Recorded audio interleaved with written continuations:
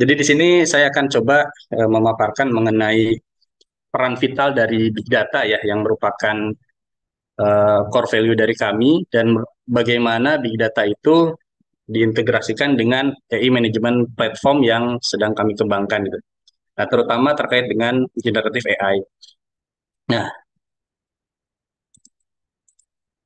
Nah, sebelumnya izin memperkenalkan diri dulu. Kami adalah perusahaan yang sudah bergerak 23 tahun di bidang data. Emang core kompetensi kami adalah di big data, dan sekarang kami sudah memiliki sekitar hampir 500 orang karyawan dan 20%-nya kami alokasikan untuk riset di bidang big data, AI, sensor, data science, dan lain sebagainya.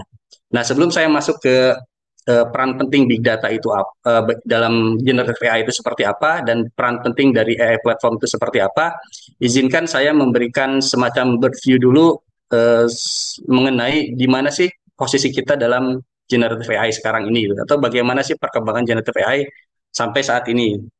Nah, kalau kita lihat dari bagian ini, mungkin kita sering melihat bahwa generative AI itu adalah merupakan salah satu bagian dari konsep artificial intelligence yang lebih luas, yang general, yang di sana di dalamnya ada expertise machine learning dan ada yang lebih khusus lagi tentang deep learning, dan generative AI itu adalah hal yang paling baru setelah munculnya transformer yang diterbitkan oleh Google gitu. Nah, jadi di mana sih generative AI ini? Kalau kita lihat di posisinya itu adalah berada di bagian dari deep learning, dan sekarang ini generative AI itu sudah mendekati dengan AG ya, atau misalkan artificial general intelligence yang bisa untuk melakukan tas-tas yang biasa dilakukan oleh human. Nah, ini dulu ini masih jauh, sekarang ini semakin dekat. Nah, apa bedanya generative AI dengan distributive AI? Mungkin ini sudah dibahas juga dengan oleh Prof. Wisnu ya tadi pagi mungkin ya. Nah, jadi kalau biasanya yang distributive AI itu kita hanya melakukan klasifikasi, regresi, prediksi. Kalau generatif itu kita bisa menghasilkan eh, sesuatu yang baru dari apa yang kita eh, masukkan atau inputkan gitu. Misalkan kita bisa membuat gambar, membuat teks, generate teks dan lain-lain. Nah, jadi apa bedanya? Bedanya biasanya itu generative AI menggunakan language model yang lebih besar, lebih powerful, kemudian dia bisa dilakukan untuk berbagai macam task dibandingkan dengan distributive AI yang ada sekarang ini. Kemudian inputnya lebih fleksibel ya, jadi tidak hanya misalkan sentiment analysis dan lain-lain, tapi bisa menggenerate teks dan lain-lain gitu. Nah, kenapa sih generative AI ini ada gitu sekarang? Karena ini terkait dengan keresahan yang terjadi sebelumnya dengan teknologi yang sudah ada. Kita mungkin sudah mengenal CNN di image computer vision, atau kita mengenal juga RNN di NLP dan lain-lain. Ternyata uh, teknologi tidak bisa menjawab tantangan yang sudah ada. Misalkan untuk CNN dia bagus untuk di local feature extraction, tapi tidak bagus untuk long range dependency, untuk memahami long range dependency dalam data. Nah, kemudian LSTM dia bagus dalam memahami long range dependency, tapi dia tidak bagus dalam mengatasi masalah vanishing gradient problem gitu. Nah, maka di sini bagaimana caranya supaya kita bisa eh, mengatasi hal-hal tersebut, maka muncullah yang pertama itu dimulai dengan GANS. Jadi kalau kita pernah tahu ya yang eh, di internet atau di mana ada misalkan video tentang Obama atau Trump yang ternyata itu digerakkan oleh orang lain, itu sebenarnya bukan videonya mereka gitu, tapi bisa dihasilkan oleh AI gitu. Nah, bagaimana ini bekerja? Ini biasanya bekerja dengan melakukan dua hal. Pertama, menggunakan generator dan diskriminator. Generator menghasilkan gambar-gambar yang eh, baru, kemudian diskriminator menebak bahwa ini gambar ini benar atau salah. Kalau salah, dia generator menggenerate lagi bahwa gambar itu, sehingga sampai suatu ketika si diskriminator tidak bisa membedakan mana gambar yang asli dan mana gambar yang palsu. Nah, mungkin kalau sebagai gambaran kita pernah lihat ya ini ya. Ini video tentang American Got Talent. Jadi Gans ini sudah masuk ke dalam dunia hiburan kita. Nah, kalau kita lihat di sini, kalau kita misalkan sering mendengar apa namanya menggunakan aplikasi di HP kita yang low resolution, maka ini sudah bisa digunakan dengan high resolution di pentas hiburan gitu. Ini saking berkembangnya teknologi yang ada sekarang gitu. Oke, kita lanjut saja. Nah, kemudian dari GANS itu muncullah yang namanya transformer. Inilah yang merevolusi perkembangan AI sekarang ini, terutama di generative AI. Jadi ini juga merupakan salah satu kelebihan atau misalkan keunggulan dari uh, open source ya, atau misalkan sharing data antar institusi atau yang lainnya gitu. Nah, di sini dengan adanya transformer maka akan muncul di papernya Google, ini terbitan oleh Google, dia memunculkan yang namanya attention is all you need. Dari sinilah mulai berkembang yang sekarang kita kenal ChatGPT, kemudian Midjourney dan lain-lain gitu. Sebenarnya banyak teknologi yang terkait dengan ini gitu, nggak, jadi nggak hanya GAN, nggak hanya transformer, ada juga yang lainnya yang terkait dengan generative AI ini.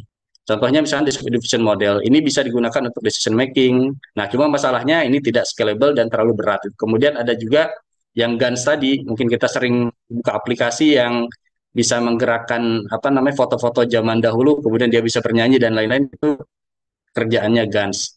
Nah, kemudian ada juga Versional autoencoder. Ini biasa digunakan untuk image generation yang kalau misalnya kita sering pakai Midjourney atau misalkan DALL-E ya kalau di OpenAI. Nah, ini menghasilkan gambar-gambar yang mungkin bisa mendistrupsi kalangan artis atau yang biasa bergelut dengan video editing atau misalkan artwork dan lain-lain. Salah satunya yang ini terjadi juga ini tahun 2002 yang lalu, hasil generated AI ini memenangkan State Fair Competition di Colorado. Jadi ini dihasilkan, gambar ini dihasilkan oleh AI dan ini menghasilkan memenangkan kejuaraan uh, art di Colorado. Ini kan jadi satu dilema juga gitu. Yang dulu kita bilang bahwa pekerjaan kreatif digantikan oleh AI, mungkin harus berpikir ulang gitu. Nah, kemudian yang terakhir mungkin yang sering kita dengar sekarang adalah ChatGPT ya. Atau misalkan eh, GPT atau GPT-4 yang sekarang. Nah, ini dia transformer based model itu. Nah, kalau di Google kita mengenalnya Lambda atau sekarang ada BERT ya. Ada BART ya, sorry. Nah, ini biasanya digunakan untuk language translation, sentiment analysis, chatbot dan lain-lain gitu. Ya, bahkan tadi bisa digunakan juga untuk riset ya kalau di Parana Prof itu tadi pagi juga. Nah, kemudian kita bergerak lagi. Nah, ini secara umum landscape dari generative AI sekarang ini. Jadi ada text to image, text to 3D, image to text, dan lain-lain. Nah, kalau misalnya text to audio, ada Whisper contohnya. Atau misalkan ada text to science, ada Galactica-nya Facebook, dan ada Minerva. Jadi Galactica itu bisa membuat apa namanya paper hanya dengan memasukkan prompting. Jadi kalau GPT itu lebih umum, nah Galactica itu khusus bikin paper gitu. Atau misalkan ada yang buat medis dan lain-lain. Nah, kemudian masuk lagi ke sini yang lebih spesifik adalah tentang LLM. Karena sekarang yang berkembang pesat adalah large language model. Bagaimana perkembangannya kita lihat di sini. Ini mulai dari, jadi dari tahun 67 sudah ada ya chatbot namanya Eliza. Dia masih pakai apa layar hitam kalau kalau kita sebut terminal ya kalau yang biasa menggunakan Linux itu. Nah, kemudian muncul RNN, LSTM, kemudian 2017 muncul Transformer dan kita lihat perkembangan dari large language model atau misalkan generative AI setelah munculnya Transformer ini atau setelah munculnya paper the attention layer all you need itu sangat berkembang dengan pesat itu. Jadi dalam 5 tahun kita sudah mencapai mungkin mendekati dengan general AI. Nah, ini apa namanya historinya. Jadi kalau sekarang LLM itu private yang dimiliki oleh OpenAI, contohnya ada Lambda juga, dan ada juga yang dibikin open source. Jadi buat teman-teman yang mau mengembangkan ini sebenarnya sangat terbuka sekali gitu ya, asalkan ada yang tadi infrastruktur dan lain-lain. Nah, kalau kita bisa lihat biasanya yang open source itu di-share-nya di Hugging Face ya. Jadi dia salah satu platform untuk demokratisasi AI dan kita bisa lihat setiap hari itu eh, apa namanya ranknya gitu, mana yang paling bagus dan mana yang paling baru. Sekarang ini ada puluhan paper tiap hari yang tentang generative AI. Nah, kalau kita wrap up semuanya, sebenarnya generative AI itu terutama yang transformer base itu yang sekarang banyak dikembangkan itu terdiri dari 3 model. Yang pertama itu encoder model yang hanya menggunakan encoder karena tadi itu transformer itu terdiri dari encoder dan decoder. Ada yang encoder decoder model dan ada yang decoder only. Nah, biasanya dipakainya seperti apa? Encoder model ini itu yang biasanya digunakan untuk sentiment analysis atau word classification dan ini biasanya digunakan oleh BERT yang sekarang atau Roberta ini saingannya. Kemudian yang sequential model atau misalkan yang menggunakan decoder dan encoder itu biasanya digunakan oleh BART yang punyanya Google. Biasanya digunakan untuk text summarization atau questioning answering atau chatbot ya, dan bisa juga untuk translation. Nah, yang terakhir untuk yang menggunakan decoder only. Nah, contohnya adalah text generation ya. Yang biasa kita pakai itu adalah GPT atau chat GPT. Nah, nah ini apa namanya landscape-nya yang sekarang seperti apa, ini bisa diakses di papernya di Harnessing the Power of LLM Survey of ChatGPT and Beyond. Jadi kita bisa lihat dari mulai mana, kemudian mana yang open source, mana yang closed source, mana yang uh, encoder model, decoder model, dan lain-lain bisa kita lihat di sini. Nah, kemudian kalau kita lihat di sini, ini juga yang harus kita pahami juga bahwa semakin ke sini kita lihat bahwa model parameter dari LLM itu semakin besar gitu. Kita lihat di GPT itu 170 billion, kemudian ada yang lainnya Gopher 200. Semakin hari semakin besar itu. Nah, kemudian kalau kita lihat dari eh, ininya, dia dalam 5 tahun terakhir ini terjadi kenaikan 15.000. Jadi bukan hanya 100-200%, tapi 15.000 kali lipat dalam eh, parameter yang dimiliki oleh model apa namanya large language model ini. Ini terakhir GPT-3, ini GPT-4 harusnya sekitar 100 triliun dan lain-lain. Ini Megatron Turing itu miliknya Microsoft kalau nggak salah.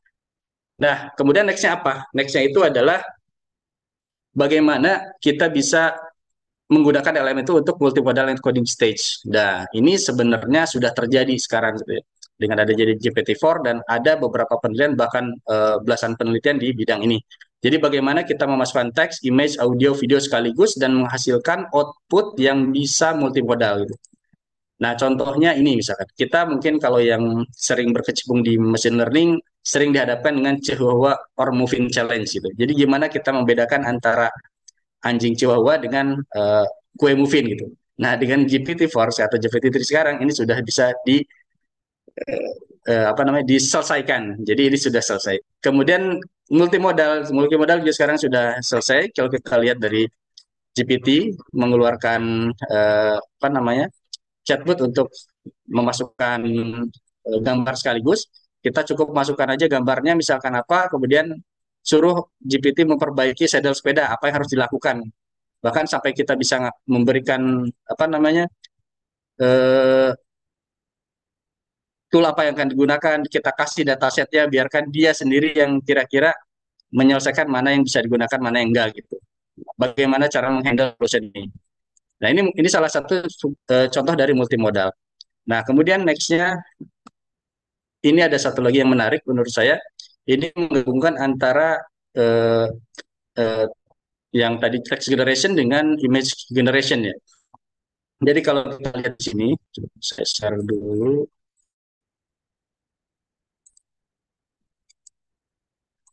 Nah, ini jadi ada orang yang membuat apa namanya mesin translation langsung implementasi di video yang dia risetkan gitu.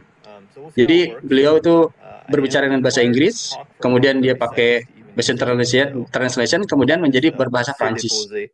Donc je peux simplement le déposer et théoriquement cela devrait simplement le rendre dans la nouvelle langue et aussi cela devrait atau misalkan bahasa Jerman. Auch meine Lippenbewegung übersetzen, damit sie zu Ich muss mindestens dan kita lihat di sini kita bisa membedakan mana yang asli mana yang enggak gitu. Padahal aslinya bahasa Inggris. Ini menggabungkan antara image generation, video, kemudian dengan text translation gitu. Jadi bisa langsung digunakan. Bagaimana ini kita gunakan ke depannya, kita bisa bayangkan bagaimana para penerjemah bisa digantikan oleh mesin gitu. Oke, nah kemudian ada risk dan challenge-nya. Jadi kalau kita tadi sudah melihat di mana sih posisi generative AI sekarang ini, bagaimana advance-nya mereka sampai sekarang, kemudian bagaimana positioning-nya di teknologi yang ada sekarang, maka kita masuk ke risk dan challenge-nya itu. Ya, risknya seperti biasa, ini masih terkait dengan fairness atau misalkan terkait dengan rasisme dan lain-lain. Nah, termasuk ini yang terakhir kali dilakukan contohnya di Image Journey, ketika memasukkan Black African Doctor Providing Care for with Suffering Children, beberapa hasil generasi itu seperti ini. Selalu yang muncul adalah dokternya itu apa namanya, ras kulit putih gitu. Nah, yang di sebelah kanan juga menarik juga, bahkan lucu ya mungkin ya. Ketika promptnya disuruh generate dokter help children in Afrika, selalu muncul jerapah atau gajah gitu. Nah, ini kan hal-hal yang sebenarnya terkait dengan apa namanya, rasisme ya mungkin ya. Nah, ada hal-hal ini juga yang mungkin harus kita perhatikan juga dalam pengembangan generative AI ini. Ya, salah satunya misinformation, hallucination, kemudian bias output, dan lain-lain ya, termasuk intellectual property. Bagaimana kita menggunakan data yang masuk, apakah data itu sudah melewati izin yang bersangkutan atau belum. Bisa jadi kita mengambil data-data yang mungkin tidak diizinkan untuk digunakan. Nah, kemudian challenge-nya adalah kalau kita lihat tadi model-model large language model yang kita lihat itu sangat besar sekali, dan biasanya model-model yang dengan parameter yang sangat besar itu menggunakan data yang tidak kalah besar juga. Karena kalau kita lihat dari machine learning itu sendiri, yang bedanya machine learning atau deep learning itu apa? Atau misalkan dengan the classical machine learning lah ya. Jadi deep learning atau misalkan generative AI yang masuk ke dalam deep learning itu salah satunya performanya ditentukan oleh data. Kalau misalkan dengan machine learning biasa, ketika data yang kita tambah dia performanya akan flat, tapi deep learning itu semakin banyak data, maka dia akan semakin akurat. Makanya tadi model parameternya juga semakin besar juga gitu. Nah, kalau kita istilahkan, jadi data itu sebenarnya seperti fuelnya atau misalnya bensinnya lah. Nah, sedangkan machine learning algorithm itu sebagai engine-nya gitu. Nah, maka di sini terkait dengan LLM, ini salah satu co-founder dari Imagine AI mengatakan bahwa eh, sebenarnya yang utama dari LLM itu harus berkaitan adalah datanya. Karena kalau selama ini algoritma dan lainnya tetap sama, nggak jauh berbeda, tapi yang membedakan adalah kualitas dan kuantiti dari data yang akan kita training. Maka di sini data menjadi key advantage atau competitive advantage dari suatu model LLM. Jadi yang harus diperhatikan adalah kita siapkan dulu high quality data, baru kita membicarakan tentang LLM. Sama juga dengan yang Mark Zuckerberg ketika dia berbicara dengan Sam Altman yang dari OpenAI, apa sih yang dilakukan Facebook untuk melakukan persiapan di generative AI ini? Dia hanya bilang nggak ada yang apa namanya luar biasa. Dia hanya menyediakan dan berinvestasi dalam data dan infrastruktur. Nah, ketika data dan infrastruktur ini sudah ada, maka yang namanya pengembangan AI, riset AI, atau misalkan generative AI itu dengan mudah dapat dilakukan. Jadi intinya di situ. Nah, kalau kita lihat juga di sini, kenapa data itu penting? Tadi kalau tadi yang AI secara keseluruhan, ini yang LLM. Jadi di LLM juga kita lihat bahwa semakin besar datasetnya yang digunakan, maka loss functionnya atau test lossnya makin kecil. Gitu. Sama ketika parameternya semakin besar, lossnya juga semakin kecil. Jadi di sini data memegang peranan yang sangat penting. Maka dari itu kami di Solusi 247 dan Labs 247 itu sudah bergerak dari tahun 2000 untuk memfasilitasi bagaimana kita mengelola data yang sangat besar. Karena kalau kita bilang datanya besar, maka itu terkait dengan big data. Tidak bisa kita mengelola data hanya mengandalkan misalkan local storage atau yang lainnya. Maka kita butuh satu infrastruktur yang kita kembangkan di atas Hadoop dan Yarn untuk mengelola data yang ada, baik itu data teks, data batch, atau data stream dan yang lain-lain. Kemudian kalau kita lihat di paper yang baru, ini baru beberapa bulan yang lalu muncul, kalau tadi attention are all you need, sekarang muncul textbook are all you need. Jadi ini paper mengenai pengembangan LLM khusus untuk pattern script generation. Cuma di sini dia melakukan data quality yang sangat ketat ya. Jadi dia melakukan data quality, melakukan kurasi data dengan sangat baik, sehingga dia hasilnya itu lebih baik dibandingkan yang lainnya gitu. Ini bisa diakses di papernya. Nah, maka dari situ kami juga mengembangkan yang namanya data stack untuk melakukan data engineering, fitur engineering untuk dipersiapkan di apa namanya experimentation AI. Maka di sini kami memiliki yang namanya data processing tools atau data analytic tools yang ini kita buat semudah mungkin untuk apa namanya praktisi AI, sehingga akan lebih mudah untuk generate eksperimen AI. Ini contohnya, jadi kita tinggal drag and drop, dan kita bisa melakukan fitur engineering, data engineering, dan lain-lain itu. Nah, kemudian yang satu hal yang tak kalah pentingnya adalah infrastruktur. Kalau kita lihat, 87% itu menurut riset, machine learning project itu selalu fail ketika akan masuk ke production. Jadi kebanyakan itu hanya riset-risetnya, training, nggak pernah sampai ke production. Kenapa hal ini terjadi? Karena kita ini terlalu fokus dengan yang namanya code.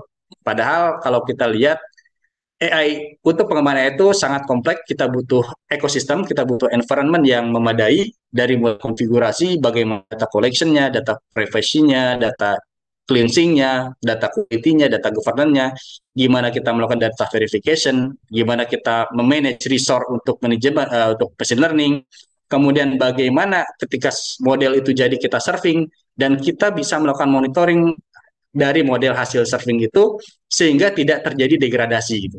Bisa jadi data yang kita kembangkan atau hasil model yang kita deploy itu dalam waktu 6 bulan atau 1 tahun kemudian dia sudah turun akurasinya atau misalkan tidak relevan lagi dengan data yang ada. Nah, bagaimana itu melakukan monitoring ini semua? Ini masuk dalam kompleksitas dari AI.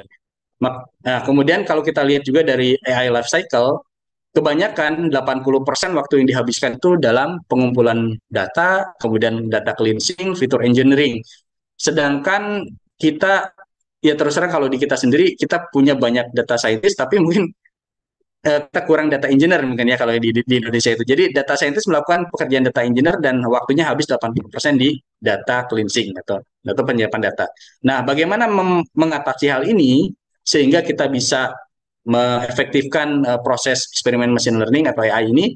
Maka salah satu hal yang kami kembangkan adalah mengembangkan satu platform yang bisa mengintegrasikan end-to-end AI solution dari mulai data masuk sampai eksperimen dan serving. Ada beberapa hal yang harus kita perhatikan. Pertama itu bagaimana kita melakukan resource sharing. Kalau kita misalkan punya banyak data scientist, bagaimana kita punya mesin atau infrastruktur yang bisa di-share untuk melakukan eksperimen. Dan bagaimana kita melakukan distributed computing. Nah, ini juga hal yang menarik karena ketika datanya besar, kita tidak mungkin hanya menggunakan satu mesin, satu GPU, atau kita butuh beribu-ribu mesin. Kita tahu ChatGPT atau GPT-4 itu yang dilakukan oleh OpenAI punya ribuan mesin dengan GPU A100-nya gitu kan, dengan carbon footprint yang sangat tinggi gitu kan. Nah, bagaimana menggunakan itu semua untuk melakukan eksperimen sehingga lebih mempercepat eksperimen yang kita lakukan. Contohnya aja misalkan kalau ChatGPT itu GPT-3 aja kita lakukan dengan laptop kita mungkin bisa dilakukan, tapi mungkin selesainya baru untuk satu kali training bisa sampai 700 tahun itu, baru selesai itu. Nah, ini bagaimana kita melakukan distributed computing untuk mengatasi hal-hal tersebut. Nah, kemudian datanya bagaimana kita mengelola, men-share, dan menjaga konsistensi data, dan bagaimana agar data cleansing itu hanya dilakukan satu kali, dan datanya bisa digunakan berkali-kali dalam eksperimen. Yang ketiga, bagaimana kita mengolah eksperimennya. Ada banyak data scientist yang mungkin terlibat dalam satu project, kemudian memiliki banyak data, memiliki banyak artefak, melakukan kolaborasi antar departemen. Mungkin juga ada data scientist yang baru masuk, bagaimana supaya mereka lebih cepat melakukan eksperimen, maka kita sediakan codeless atau low code tool-nya seperti tadi Hagrid AN, Hagrid DE, dan lain-lain. Dan bagaimana setelah model itu bisa dihasilkan, kita memanage servingnya dan memonitor hasil dari serving yang dilakukan. Nah, ini juga salah satu yang menggelitik. Jadi kemarin ada di Twitter ya, bahwa GitHub Copilot-nya siapa itu yang Microsoft itu ternyata dia rugi $20 setiap tahun, setiap bulan, setiap user. Karena ini terkait dengan infrastruktur, dipakai nggak dipakai pasti akan mengeluarkan bill. Makanya itu alangkah lebih baik kalau kita bisa menyediakan infrastruktur ini in-house misalkan, kalau kita emang tertarik untuk pengembangan AI, terutama generative AI. Nah, solusinya apa? Maka kita munculkan yang namanya platform, kami punya platform namanya Java AI, jadi dia based on big data untuk mengelola data-data AI dari mulai data itu masuk, kemudian diproses sampai dia di serving. Jadi intinya ini merupakan platform terintegrasi yang bisa melakukan experimentation dari mulai data itu masuk, kemudian di cleansing, dieksperimenkan, kemudian di serving ke dalam mesin untuk serving. Kemudian bagaimana platform ini memudahkan mengelola proyek AI. Jika proyek AI itu banyak dan mungkin berulang-ulang dilakukan, kita bisa kelola itu dengan baik, dengan terstruktur dan lain-lain. Nah, kemudian dengan adanya platform ini akan mempercepat produktivitas pengembangan AI, terutama tadi dengan adanya low code tool dan lain sebagainya. Nah, ini contohnya misalkan data-data yang kita dapatkan bisa banyak ya, bisa jadi dari crawling, bisa jadi dari sensor, bisa jadi dari others data dengan upload, dengan import dan lain, atau misalkan dari external source. Nah, dari sini kita masukkan ke dalam data set manajemennya Java AI, kemudian bisa kita lakukan data engineering dengan low code tools tadi, kemudian lakukan fitur engineering dengan low code tool juga yang namanya Hybrid AN, kita masukkan ke dalam fitur store. Fitur store ini biasanya digunakan sebagai data bersih ya, yang bisa digunakan berulang-ulang oleh data scientist atau misalkan yang akan melakukan retrain ulang dari AI.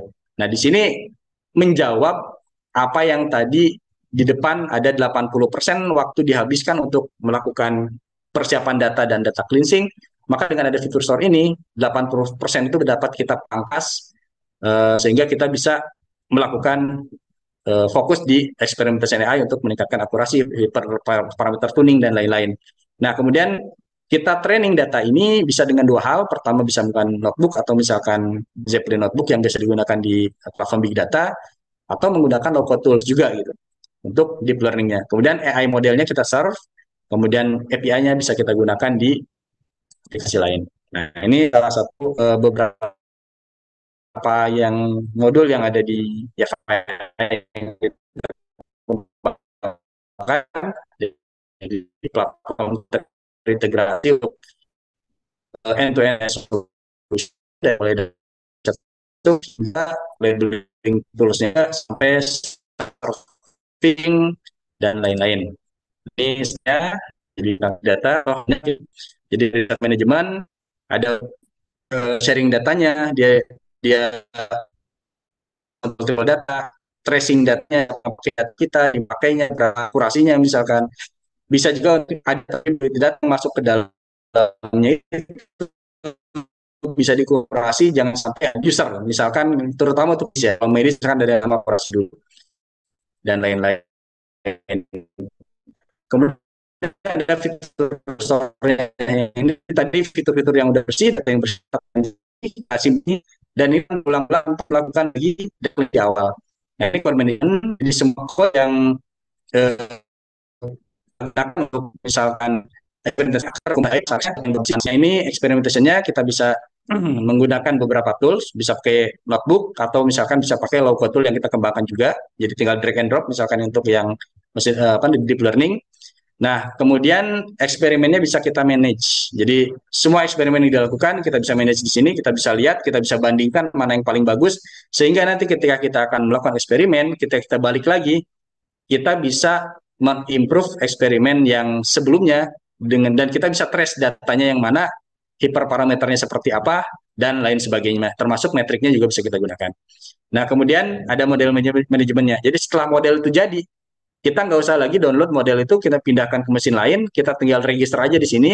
Jika ada model baru, kita register ulang, nanti ada versioninnya, dan nanti ini tinggal di surfing langsung di aplikasi yang tersebut. Jadi mungkin nanti kita bisa bedakan server untuk production, nanti kita tinggal up ke sana, dan kita langsung surfing di sini. Jadi user tinggal pakai API-nya di aplikasi yang lain misalkan untuk mengambil ini. Atau user juga bisa, kalau ingin misalkan melakukan surfing di tempat lain, user bisa download image Docker-nya dan di deploy di tempat lainnya. Nah, ini juga dilengkapi dengan file management. Ini terutama untuk researcher. Jadi kita juga mengalami hal yang sama ketika kita punya paper, kita lupa ada datasetnya di mana, code-nya di mana, hasilnya seperti apa, sehingga ketika akan melakukan reproducibility paper yang ada, atau misalkan akan digunakan oleh eksperimen data scientist lain, itu sudah lupa lagi nyimpen artefaknya di mana. Nah, di sini kita bisa manage dengan baik. Jadi ketika kita punya paper atau jurnal, kita bisa linkkan dengan code, misalkan dengan datasetnya, bahkan dengan hasil eksperimennya yang ada di platform ini. Oke, mungkin itu saja yang dapat saya sampaikan. Pak Rizky, terima kasih banyak. Mohon maaf jika tadi ada kendala.